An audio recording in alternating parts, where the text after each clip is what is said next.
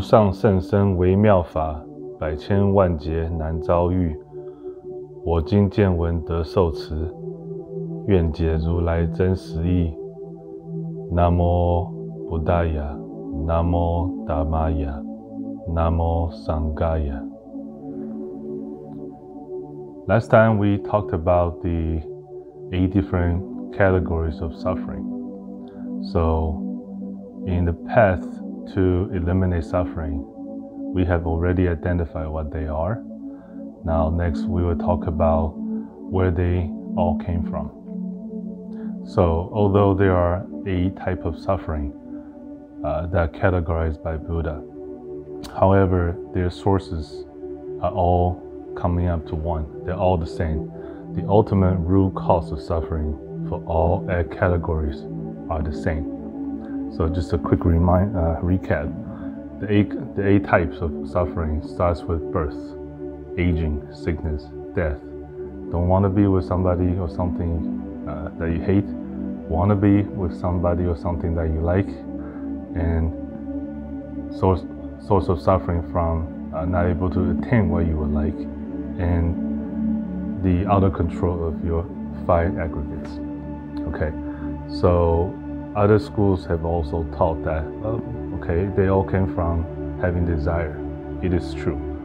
But having desire is just like having emotions, having other emotions, having anger, having hatred, having jealousy. So they are not they are the source of your sufferings, particular sufferings.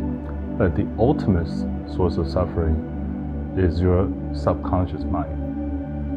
Okay, so to talk about the subconscious mind, we need to dive into Buddhism a little bit deeper.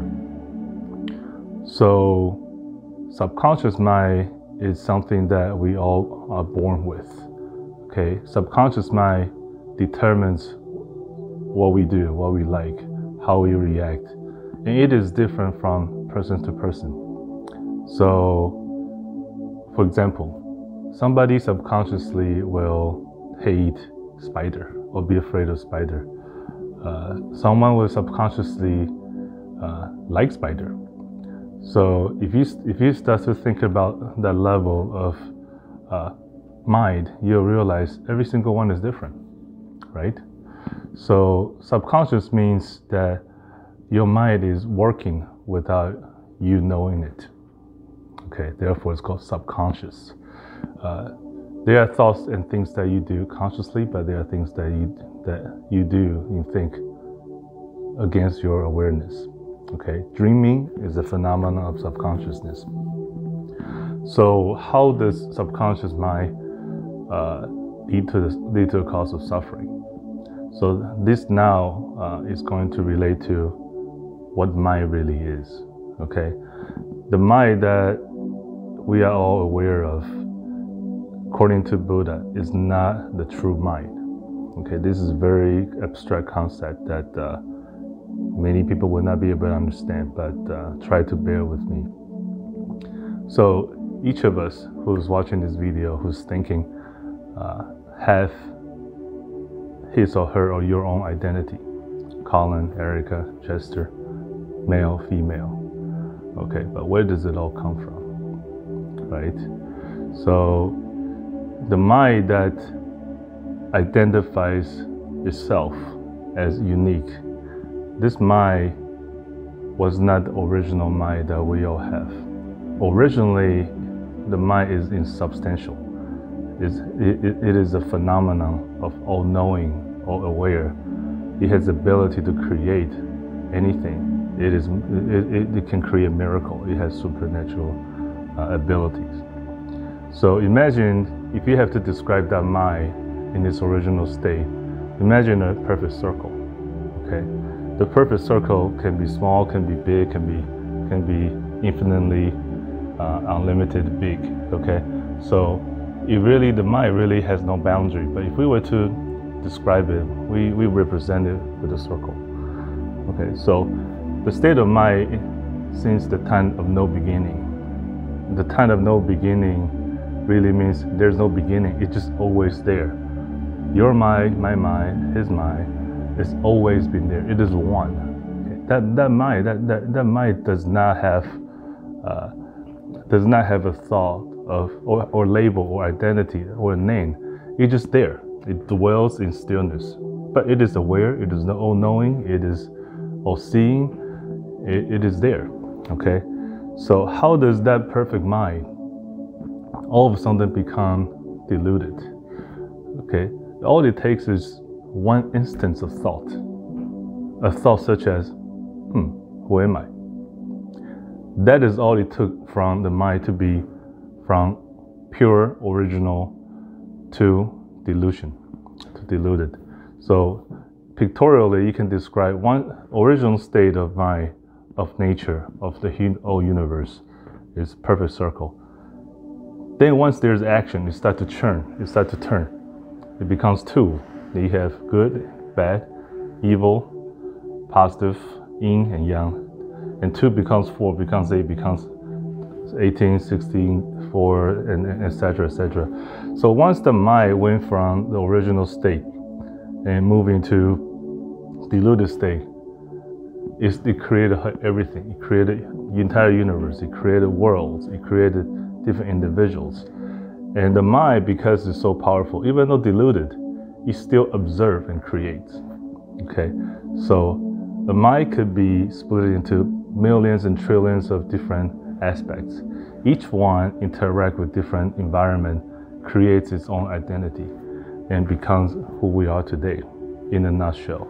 Okay, if you want to go into detail, Buddhism classic sutras talk about that in detail. So, long story short, since time of no beginning, we have original mind that is clear, that is pure. But because it was diluted in that instance, it started to create the wheel of reincarnation, right? We're born, assumed identity, picked up all the experiences that we have from one lifetime, and we interact with people. And so the mind, because we interact with people, our mind pays attention to what we interact with. It created emotions. Emotions created reactions to deal with them. Could be positive, could be negative, could be killing, could be hurting somebody else. So from one lifetime, we accumulate so much so-called karma. Karma is basically cause and effect, right? Something that created by your thought, released through your speech, through your action. Therefore, it attracts consequence. So that entire circle, that chain of events is karma.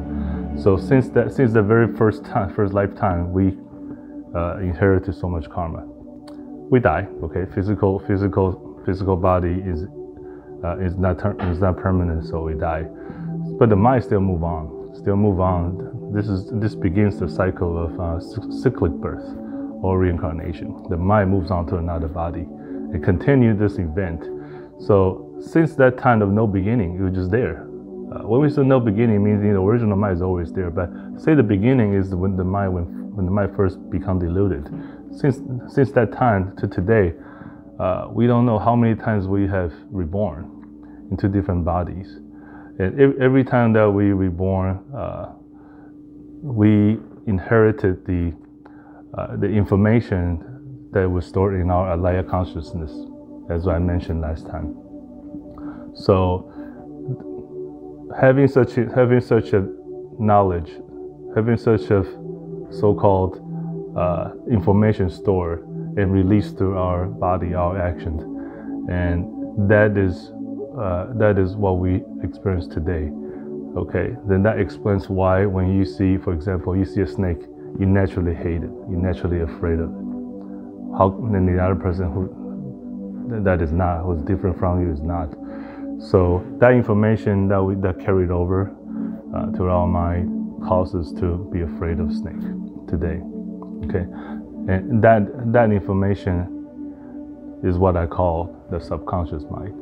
That is stored within our awarenesses, and that is subconscious. That is there without us knowing it. Okay, so in summary, in summary of what I just said so far, I know it's very deep, it's very abstract, but in summary, every individual person who experiences suffering, that is because every individual's awareness has different type of information stored in his or her eighth consciousness, alaya consciousness. So everyone's born with it. When the child is born, when all the children are born, they're not all the same. Okay, some people say everybody's born pure. Sure, they're born without any emotions in that moment, but information that each person inherited is already there. Okay, so when a different person grows up, interact with different people, different environment, different things, it triggers what's already in that person's consciousness. Therefore, that person develops unique behavior towards an event that is different from everyone else.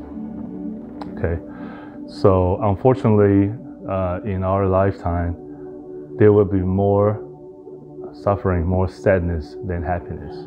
There are moments of happiness, but if you sum them up, if you count them, you will experience more suffering than happiness, than pleasure. So the substance, the base substance of our life as a human in this world is suffering. It is according to Buddha's teaching. So we know now where the sufferings come from, and the good news is there is a way to eliminate it, to reduce it, and we will talk about that next time. Namo Amitabha Tathagata. Namo Shakyamuni Tathagata.